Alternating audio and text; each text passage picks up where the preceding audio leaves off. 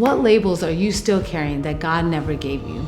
I was labeled at 22, a widow, and for a long time, I didn't just carry that label, I became it. And that's what labels do. They don't just describe a moment, they start shaping your identity. They affect how you see yourself, your confidence, your worth, and even your mental health. You start believing, this is who I am.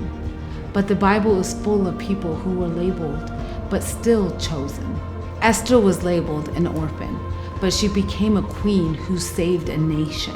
Rahab was labeled a prostitute, but she was justified and became part of the lineage of Jesus.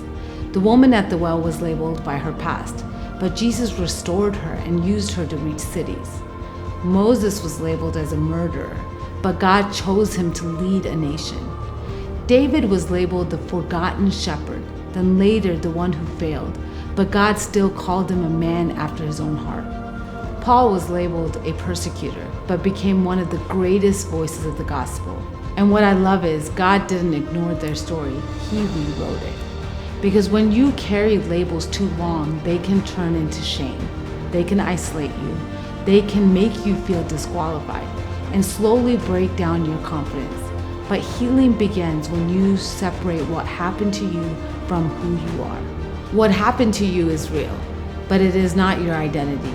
You are not your label. You are what God says you are. And God is still rewriting your story. It's time to drop the label. Let God rename you. You are not disqualified. You're chosen. This is not the end of your story.